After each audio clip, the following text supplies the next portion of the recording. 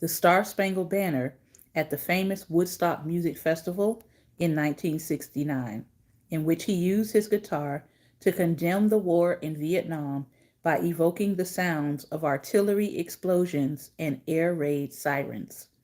Many guitarists have challenged Hendrix's position at the top, yet none have matched his genius. In the world of electric guitar, there are two ages: the monochromatic era before Hendrix and the limitless kaleidoscopic period after Hendrix. BH and AH. Jimi Hendrix.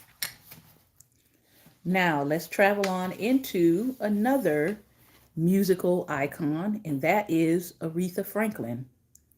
The Queen of Soul deserves respect. Aretha Franklin, singer-songwriter, lived from 1942 to 2018. In 1967, Aretha Franklin, the daughter of popular Detroit Baptist minister C.L. Franklin, scored a #1 hit with her remake of Otis Redding's Respect. The song became part of the soundtrack of the Civil Rights Movement, as well as an anthem for the women's movement, as women demanded to be taken as seriously as men. Franklin was bigger than one track, though. She started out as a teenager singing gospel music. Soon, she branched out and over the years moved easily from jazz to rhythm and blues to pop. At the Grammy Awards in 1998, she stepped in at the last minute for a sick opera star and dazzled the audience with her performance. But Franklin always brought her roots in gospel to her songs, which is why she was nicknamed Queen of Soul. Franklin was a big supporter of the Civil Rights Movement, one time going on tour with other artists to help raise money for the cause. She sang at the memorial service for Martin Luther King Jr., who was a friend of her father's. She also sang at the inauguration of the first Black president, Barack Obama. In 1987, Franklin became the first female performer inducted into the Rock and Roll Hall of Fame. Over her 6-decade career, she had more than 100 singles on the Billboard charts, and 17 of them were top 10 singles. She won 18 Grammys and sold more than 75 million albums. Franklin was a musician's musician. She could bang it out on the piano and sang opera as effortlessly as gospel. Few can match her 4-octave range or sustain a note or a song quite the way Franklin did. All hail the Queen. So that was Jimi Hendrix and Aretha Franklin. Good evening to those of you who are coming in, and also to those of you who will catch the replay. All right, we're moving on to A Black Woman Did That, and we're starting off the night with Monet Davis. Monet Davis found her black girl power on the sports fields and basketball courts of Philly while hanging out with her older brother and cousins. She had such superb athletic skills that everybody wanted her on their team, and only the best and most confident ever wanted to compete against her. In 2008, when Monet was 7 or 8 years old, a program director at a local recreation center named Steve Bandura saw her play. He said she was throwing this football in perfect spirals, effortless, and running these tough kids down and tackling them. Impressed, he invited her to come to his team's basketball practice. Steve described in a newspaper article how focused she was when they trained. Right away, he recognized her as a promising athlete. Monet says that playing with boys was intimidating at first. Many of them were physically bigger and stronger, but her love for the sport got her past her fear. By the time she was 10 years old, she excelled as a point guard in basketball, a pitcher, shortstop, and third baseman in baseball, and as a midfielder in soccer. She came to the attention of the world in 2014, when at just 13 years old, she became the first African American girl to play in the Little League World Series. She was one of 2 girls who played in that tournament and was the first girl in the Little League World Series history to pitch a shutout. Fans went wild.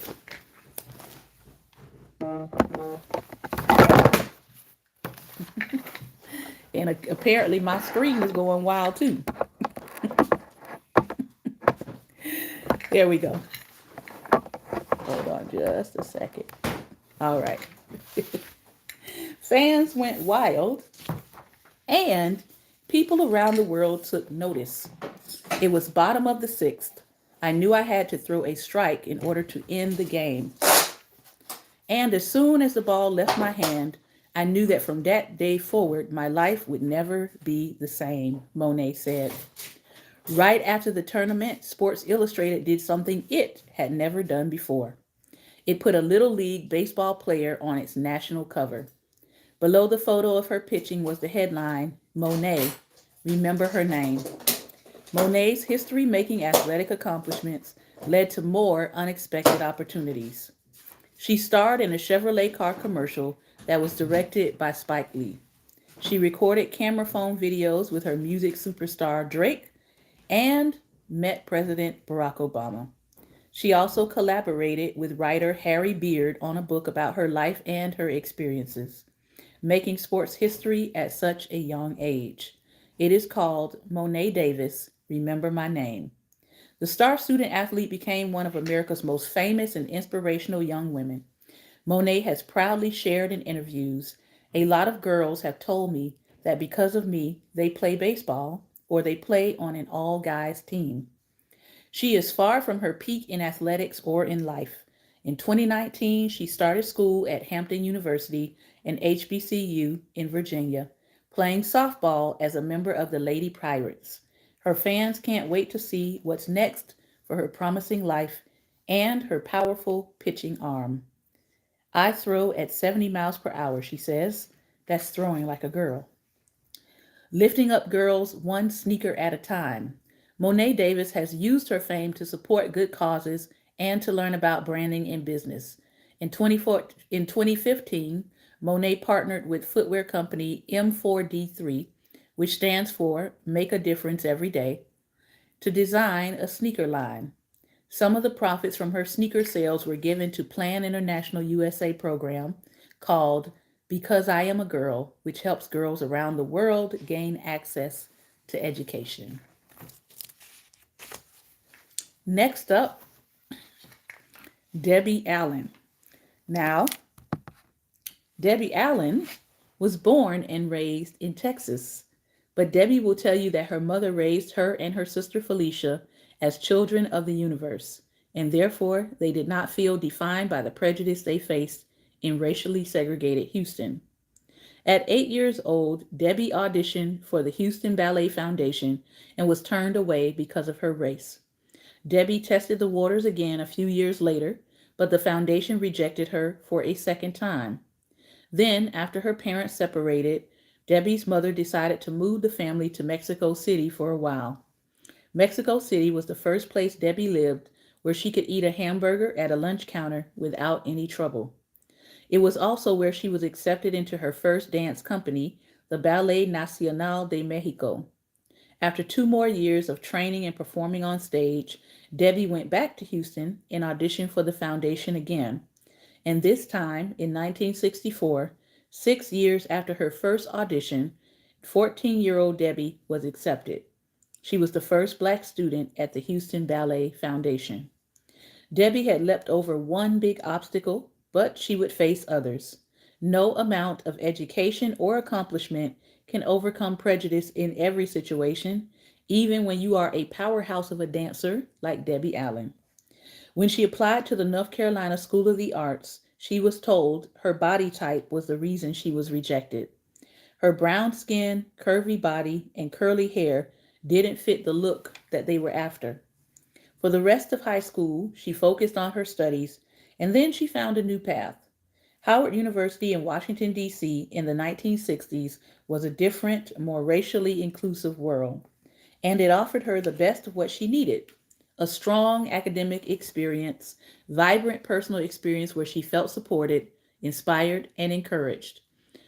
There, Debbie chose to study drama at Howard. After graduation, she took her talents to New York City In a short amount of time, she was on Broadway. She was cast in the musical Pearlie, based on Pearlie Victorious, a play written by acting legend Ossie Davis, and Raisin, a musical adaptation of A Raisin in the Sun by Lorraine Hansberry. She also played a lead role in the classic musical West Side Story. And George Faison, whom she danced in Pearlie, made her a principal dancer of his company, the George Faison Universal Dance Experience. Neither dance nor theater could hold all that Debbie had to offer. Soon she was making her mark in film and television. In 1980, she appeared in the movie Fame, and in 1981, she was in Ragtime. Fame was such a hit that it spun off into a television series. An amazing dancer, actor, and choreographer, Debbie has made unmatched contributions to American culture as a performing artist, but her greatest continuing accomplishments are as a producer and director. Directing single TV episodes led to full-time directing jobs. She directed more than 80 episodes of A Different World, a show that took place at a historically black college. Shonda Rhimes, who brought Debbie in as a director on her own hit show Grey's Anatomy, said that Debbie put people of color on television and displayed them in ways they had not seen before. She told stories that had not been told before. She gave people opportunities who hadn't been given one before. It was Debbie, Shonda says, who was the real force in opening doors for people of color, including herself. Felicia Rashad, Debbie's sister, also became one of the most influential American women in the arts. She is beloved for her work as an actor, singer, and stage director. She was the first black actress to win the Tony Award for her Best Actress in a Play for her work in A Raisin in the Sun in 2004. She's best known for playing Claire on The Huxtable and Cosby Show. Last, but certainly not least, and one who has recently been in the news, Whoopi Goldberg. Before the world knew her as Whoopi Goldberg, she was Karen Elaine Johnson. Karen was a normal name for the weird kid, as she described herself. Growing up in the 1960s, she didn't do things that people expected of her. I wasn't into stockings, I couldn't dance. The subtle art of being a girl evaded me. Whoopi grew up in Chelsea Elliott Houses, a housing project in New York City. From a young age, her mother, who worked as a nurse and a teacher, encouraged her interest in performing. She also understood that her daughter was bright and that she learned things differently than other kids. Though she wasn't diagnosed until she was an adult, Whoopi had a learning disability, dyslexia, and did not do very well in school. Caveat: learning difference, not disability. She left high school without graduating. In 1974, she moved across the country to California, where she worked with a theater company. She had another kind of education in mind. So she joined improvisation groups to hone her stand-up comedy skills. It's hard to support yourself as an aspiring actress and comedian. So Whoopi worked odd jobs through her teens and 20s to make ends meet. She has been a bricklayer, a garbage collector, and even a bank teller. For a period, she even worked at a funeral home as a makeup artist for the dead as she continued to practice her own craft. Karen Johnson's stage name came from the fact that she was, as she says, a bit of a farter. She explained that the theaters she worked in were small and sometimes during a show, she wouldn't have time to make it to the bathroom. So if you get a little gassy, you gotta let it go. So people used to say to me, "You are like a whoopee cushion." She chose Goldberg from someone on her mother's side of the family. And this is a illustration of Whoopi. In her 30s, she made her film debut in Citizen, I'm Not Losing My Mind, I'm Giving It Away. Soon after, she made her mark in a one-woman show she wrote called The Spook Show. In it, she portrayed characters rarely depicted on stage, including a disabled woman, a pregnant surfer, and a young black girl who imagines herself with blonde hair. She made the audience laugh, but also made them think about the mistreatment of people who don't fit society's ideas of what is normal. She developed the play in a house in Berkeley, California. Later, when she performed it in New York City at the Dance Theater Workshop in the winter of 1983, she got a rave review that changed her life. Her talent caught the attention of a producer who moved the show from a small theater downtown to a Broadway theater where it was retitled Whoopi Goldberg to match her stage name. She had reached a whole new level. While her show established her as a stand-up talent to watch, it was the film, The Color Purple, that made her a star. Whoopi played the lead role of Celie in the 1985 film, which also starred Oprah Winfrey. It was based on the Pulitzer Prize-winning novel by Alice Walker. The film was nominated for 11 Academy Awards, including one for Whoopi as Best Actress.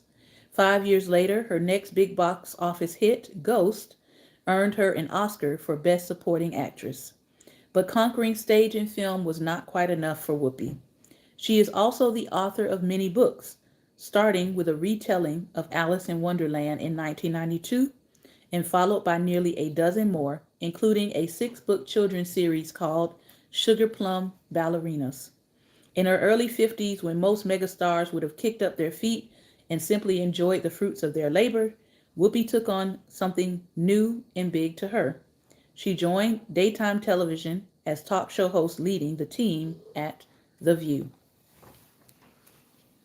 Whoopi in space.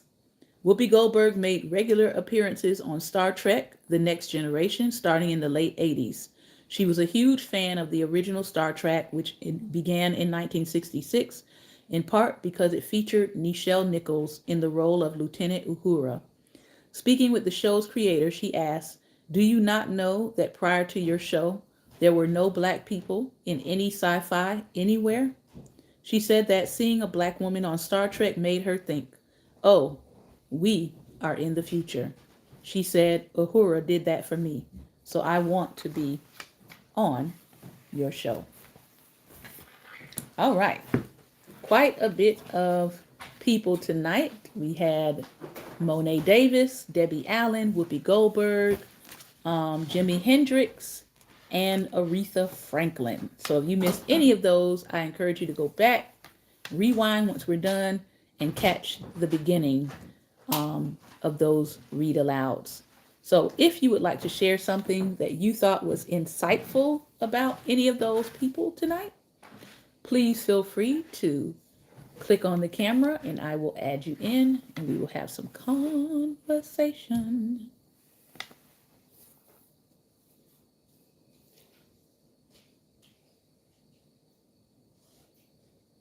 If you are listening by Anchor, I want to thank you tonight for your time and attention. This has been another episode of Daring Dialogues, and I've been your host tonight, Shantae Charles. Remember, light is the most daring opposition to darkness, so continue to go out and be light. We will not be on tomorrow. We will be on Sunday, but we will not be on Monday. We will be taking that day as a break. Thank you all for your time and attention. And now we're going to have some conversation. Hello, Lady Stephanie. I see you. I see you. All right, Pastor Ben is powering you up.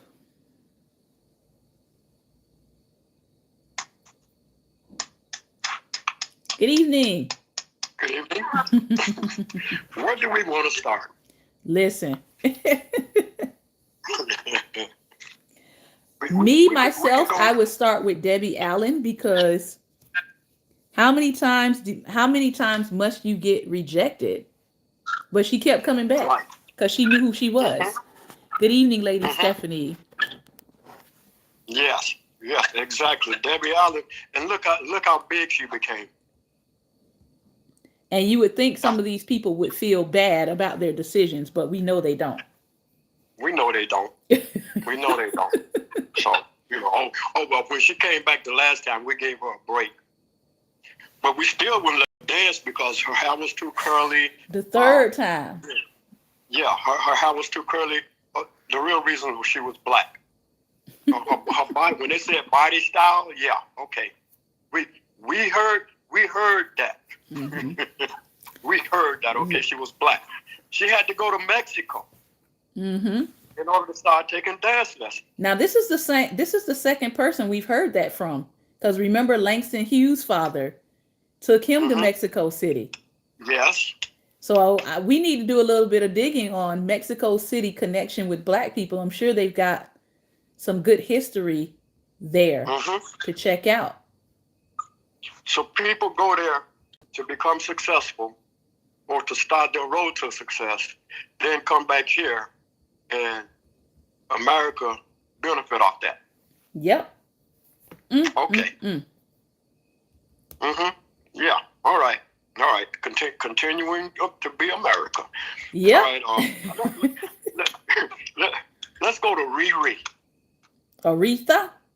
Riri. That's her nickname, Riri. Mm-hmm. And that was a line that she used in respect. Yeah. So, yeah. I mean, I actually followed pretty much most of her childhood. Okay. You know, I was a child myself, but I remember when she was singing in her dad's choir, and well, I think it was Cleveland. Well, his name, Cleveland, Ohio, was it, or Detroit? I think they were in Detroit. Detroit, yeah, Detroit. That's what it was. Detroit, Michigan. That's where it was. And I remember those, and I remember we had albums with her singing with the choir. And then she grew up and she went into singing, changed, like you say, jazz. Most people don't know that she did sing jazz, and she did. Yeah, I didn't know that she sang jazz. I remember seeing, I think last year, the video where she stood in for Pavarotti. And that was like one of the songs that I like in opera. I can't remember the name of it, but it's at the end of one of my favorite movies called The Mirror Has Two Faces. And it's this big swelling operatic song. It swells at the end of it. And she did an amazing job. Like I was like, wow. And that was like her not even really having time to like rehearse, practice. She just got called because they were friends and she stepped in to sing for him. I'm like, what would it have been like if she had actually practiced? Listen, like had a reasonable rehearsal, like actual opera singers. She was decent. I mean, not decent, but she was talented, multi-talented. You know, she was that type of person that anything you come out of with, she could sing it. You know, that's the type of person she was. But now let's talk a little bit about Jimmy. I missed that one, but I know about Jimmy. Okay. Because Jimmy was like the late 60s, early 70s, and then he OD'd. At 27, he was born on my birthday, him and Bruce Lee, and they're both lefties. So Jimmy was the prince of that time. Yeah. That's who Jimmy was. Hold on 1 second. Keep talking. Keep talking. I'm listening. Yeah, Jimmy was the prince of that time. He did things that nobody else was doing. You know, and again, very talented. I had to bring out my signed original artist print of Hendrix with my certificate of authenticity. I've got to get it framed though, but yeah, he's going on my wall. And the Star Spangled Banner that he played. Yeah, that's what we talked about tonight. That now. Yeah. And that was one of the first times the sounds that you heard coming through. That was one of the first times you heard that. Yeah, that's he was innovative in that way. You know, he was the first one to start using the feedback from amplifiers and stuff like that in his music. Wow. Yeah. So just an innovator. The man was just, he was brilliant. Had a brilliant mind. He was a genius. You know. Yeah, it says here he used his guitar to condemn the war in Vietnam by evoking the sounds of artillery explosions and air raid sirens.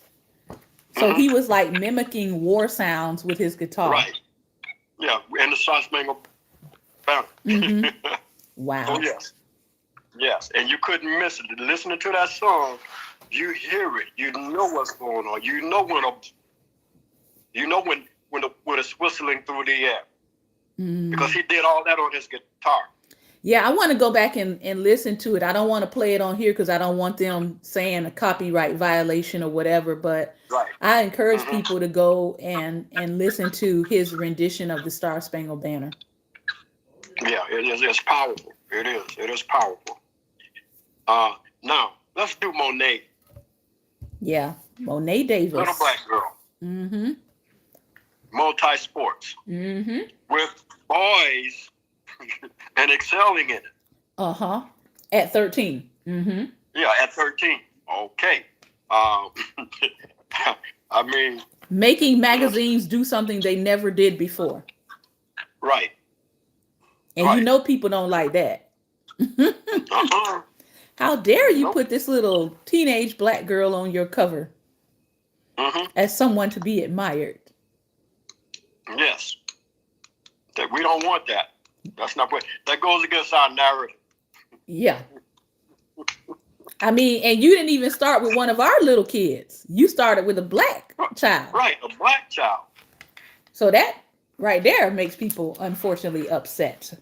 Speaking of which, I'm going to go to sports again. Go, go, go, go. Coach Flo responded finally to them saying about the bad relationship that him and Tua had, right?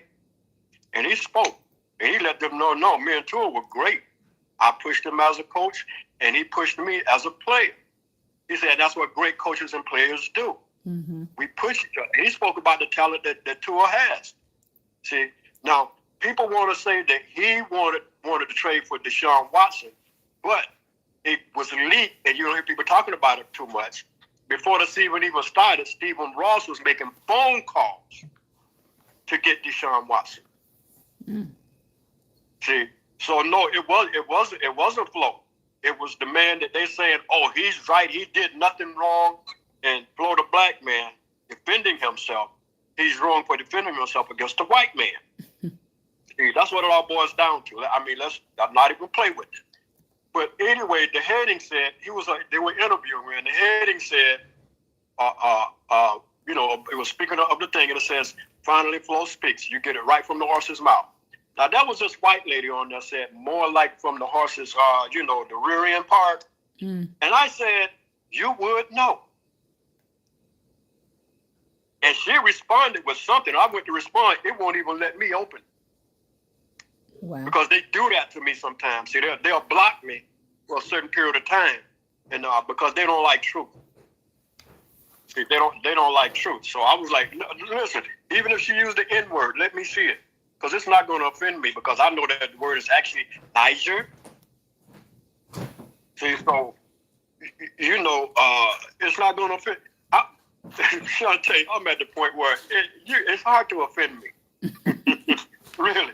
Because, listen. Well, Jesus said, blessed is he who's not offended in me. So hold on one second. Yeah. Uh-huh.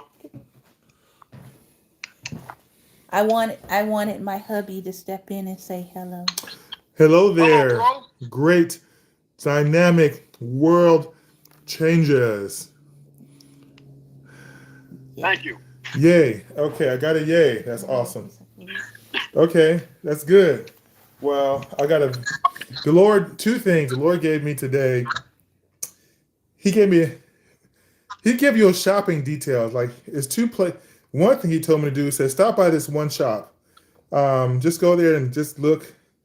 And I'm like, I don't need to go there. But what happened was, for some reason, they found my size in a vintage, classic leather Baltimore Ravens leather jacket. It's like incredible. I was like, you know what? I can't buy this. They're going to give me so much off, but so let me take with the wife first. They were so impressed with that. And then secondly, there was about a week ago, I looked at something I needed for the gym. I was like, I'll think about it. I need to get this. But then the Lord told me, he said, go look on now. Go back to what you looked at and get it now. So I went and looked at it. Next thing you know, not only was like over half price, but they even gave more discount on it for something brand new. So, the Lord, he'll give you how to save your dollars with getting the best things you can have. Some of that Shantae anointing is starting to rub off on me a little bit because she always gets those. I get half when I get it one time, but y'all take care. I'm gonna go get my little workout in. Thank you. Hey, Thanks, bro, Huz. you Yes, all sir. are one. Say what? You all are one. Yes, we are. That's right. She's the good one. I'm the one. You're one. So, hey, Yes, sir. Yeah. Oh man. I'll see y'all. Okay. all This right. is our, I think No, this is our second time seeing each other today. So I'm happy to see him. It's been a long day. I'm glad to see Okay, a now- smiling, energetic face. Had to take a pause. Mm-hmm. So, but I mean, it's like we have to keep those people down. We know they excel. We know they're better than us. We know that if we give them a level playing field, we're going to be left behind. So we have to do everything we can to slow them up. We know eventually it's going to come, but we don't want it to come in our lifetime. That right there. Mm-hmm. That right there. That right there. So I don't want to see it in this my young lady, lifetime, young so black I'm girl. gonna make sure it's suppressed in my lifetime, and I'm gonna try to give my future generations enough of a head start that they're not left in the dust. But we know that's unfortunately we know it's coming, Yep.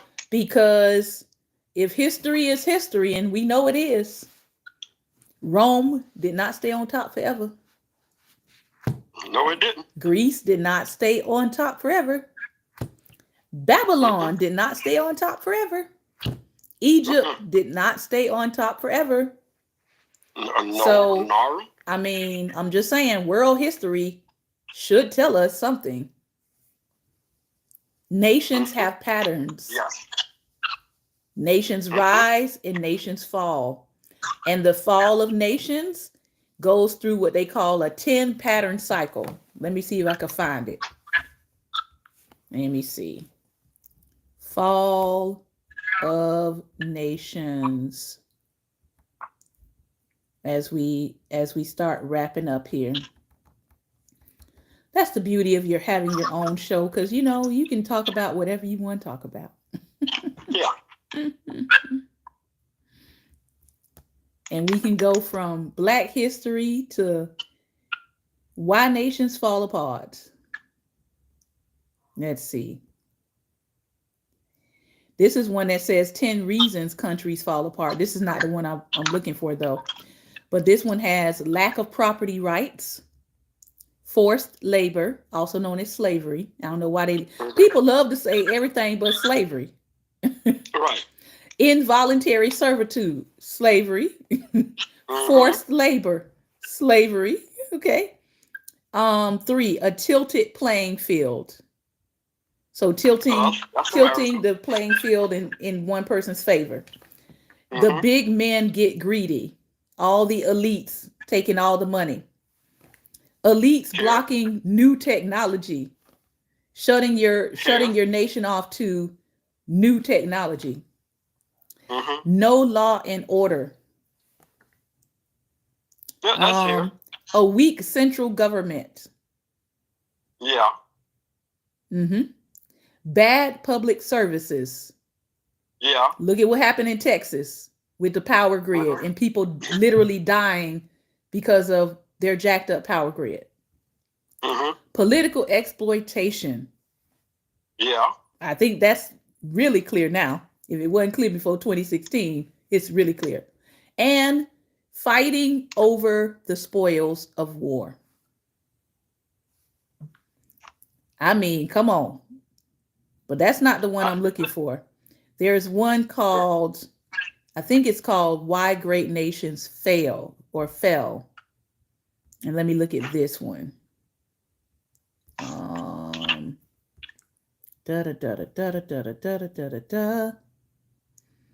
No, this is not it. It's a specific article, and I thought I had bookmarked it. Let me see.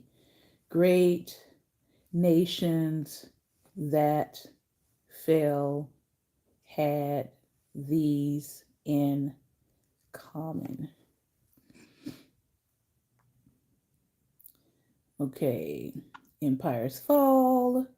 Are we on the road to civilization collapse? Empires with expiration dates. The fall of Rome. Why did the Roman Empire fall? What was the greatest civilization of all time? I don't think any of these are what I want.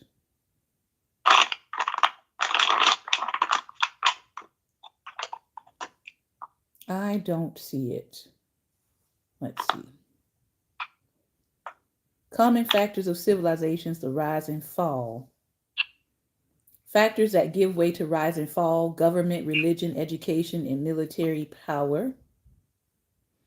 I don't think that's it though either. But the point is, they all have certain things in common. And that last list was pretty good, but that's not the list I wanted. Mm-hmm. That is not the list I wanted. If I find it, I will post it to the Daring Dialogues page because I think it's very important. It's got 10 specific things that a nation does that lets you know it's on the way out. Let me type in signs a nation is about to collapse. That might get it for me.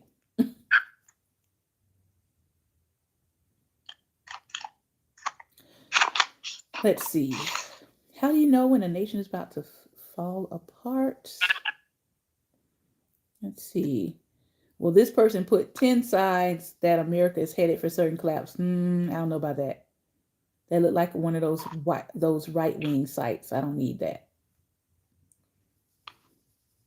All right. If I find it, I will let you all know. Final thoughts, Pastor Ben? Listen, we keep saying this. We need to educate ourselves about us. Mm-hmm. Because we've been fed so many lies for so long. Like we had nothing to do with the true history of this country when we had everything to do with the true history of this country. We are the ones that invented pretty much everything that you use every day. Mm-hmm. Some of it was stolen from us. But man, we are very resilient and resourceful people. We are. Take stuff that you throw away and make it a delicacy. Yeah. Yeah, I mean, we continue to survive. Yes, we continue to survive. Like Bebe's kids, you know, we don't die, we multiply. See, that was the Hebrews in Egypt. They didn't die, they multiplied. Mm-hmm. No matter who came out, you may kill some of them off, but they multiplied. But I know I just said something. And people fail to see the parallels. Tonight. Huh? I said, I know I just said something there, but we need to avoid that conversation tonight because we're running out of time. When I went into the Hebrews, we need to, Oh, the parallels. You know what I find so interesting in this hour with that? I find it really interesting in this hour. So many Black people are so adamant about saying we are not the Hebrews. I'm like, are you that blind? And then I have to remind myself, yeah, you are. Because unless God opens your eyes won't be open. Right. You're not really woke. Yeah, the scripture says God would cause your eyes to open as to who you are. And so the people who are around here arguing and fussing with people on social media, they never gonna get it. Because God has to open their eyes. Right. They're not gonna get it. I wouldn't have got it. Unless God literally had to just directly tell me this is what it is. And this is why they hate you. And this is why they will not give you anything in this country. Because they know you have an inheritance. And the time will come when they will have to acknowledge your inheritance and turn that inheritance over to you. That's why they won't ever give you an inheritance here. That's why. You keep wondering why? That's why. Keep wondering why they keep saying no That's to why. them bills. That's why. That's why. You That keep is wondering why. why they're trying to label you anti-Semitic when Mm-hmm. you are the actual Oh, Semite. That's why. Whoopi Goldberg. We didn't do Whoopi Goldberg, and that's why I was going to go with that. Mhm. Right? She was suspended for speaking the truth.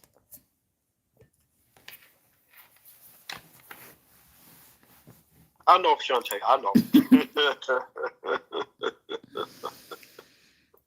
Yeah.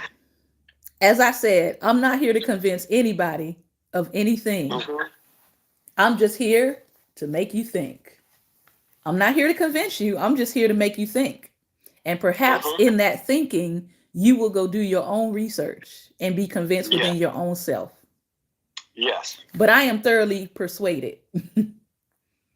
I've had rabbis talk to me about it. Mhm. Because they know. They know. Mhm. And I've asked them and I've said, well, if you all know, why are you not telling Black Americans who they really are? And they said, because it's not our job to. And he's right. God is supposed to open our eyes. Yep. And so the ones whose eyes are open, they actually acknowledge, yes, you are the people. Mhm. But they can't tell you you are the people. You have to have your eyes opened. Nobody on social media or YouTuberations videos convinced me of who I am. It was God that told me, and that is what started my journey, not the other way around. Mhm. My journey didn't start by listening to people who halfway know what they're talking about, because most of them still halfway know what they're talking about. My journey started with the source telling me, this is what it is. There's a confederation against you all. They colluded together and made a decision about erasing your identity and keeping your identity from you. And he said, it is the world's best kept secret.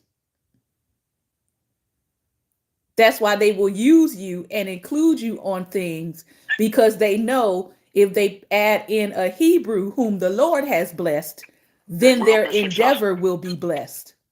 Mhm. You think it's just because you're talented. No, that's not it. There's plenty of talented people in the world. There's plenty of talented people in the world. They add you in their projects because they want what's on you as a chosen of the Most High. And unfortunately, there are so many people who are so thankful to get on, to be put on, that they don't understand that they are the gift. Right. They are the jewel in the crown. Mhm. That thing is being blessed because they're in it. It's being blessed like Joseph, when Joseph was in Potiphar's house. Uh-huh. Potiphar's house was blessed for Joseph's sake, not for Potiphar's sake. Mhm. So Nebuchadnezzar. So those who are like, oh, I'm so thankful, I'm so gracious, gracious to be here. No, they ought to be thanking you because what's on your life and your position with God is what's blessing their endeavor.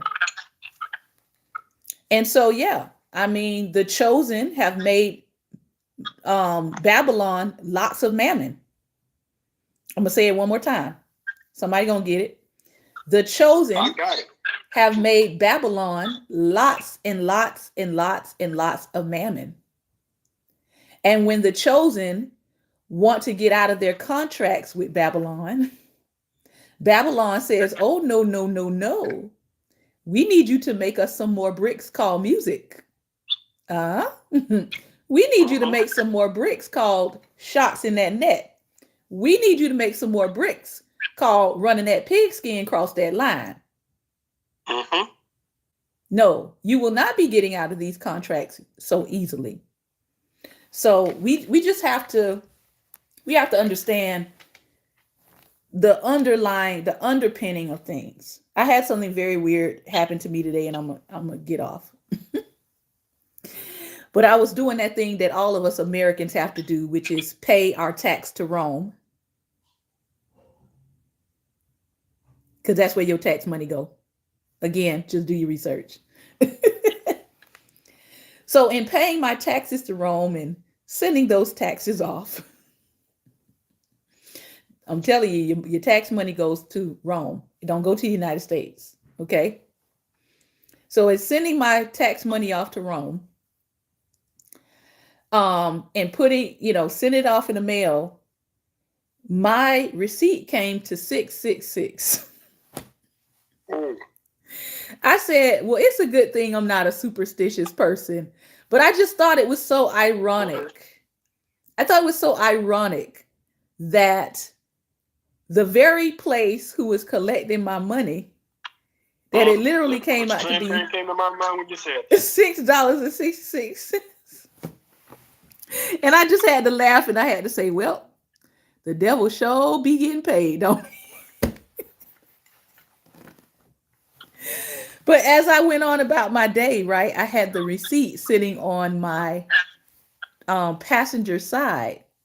Why, Pastor Ben, when I opened the door of the car, out of all the stuff that was sitting on my passenger side seat, the wind picked up the receipt, whipped the receipt into the air, all the way off the parking lot into the highway. Needless to say, I don't see that receipt no more. The whole receipt is gone. At first, I was trying to run after it and catch it, but it just kept going up and up and up into the air across 4 lanes of highway. And it kept going. And I just looked like, are you kidding me? I was like, are you kidding me? I was like, it's a good thing I looked at the receipt for the post office because, it tells me the date that it gets there. Mm-hmm. But the whole daggone receipt picked up off of my chair, out the window of the car. I didn't have the window down. I just opened the car door. Wind picked it up off my seat, flung it across several lanes of highway. And I was like, well, bye-bye, devil. Mm-hmm.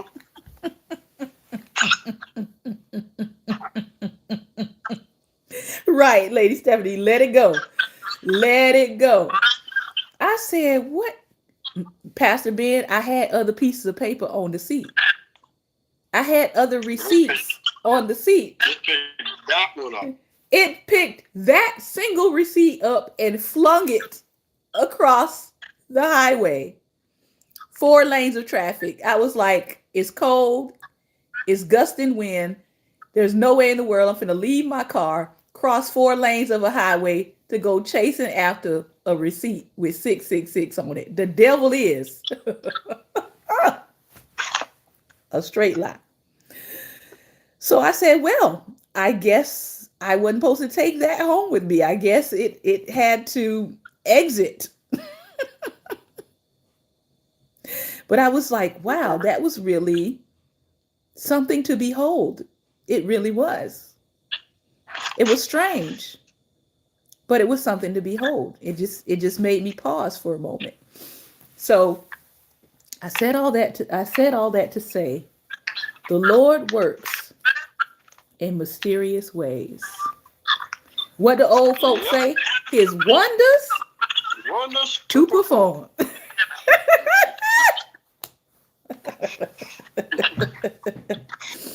He works in mysterious ways, his wonders to perform. This has been another episode of Daring Dialogues, and I've been your host tonight, Shantae Charles. I hope that we made you laugh a little bit at the end here. I know we were talking some serious things, but that's what we do. We talk about it all. So remember, light is the most daring opposition to darkness. So continue to go out and be what, Pastor Ben? Light. Be light. Take care, everyone. and have a blessed evening. Bye bye.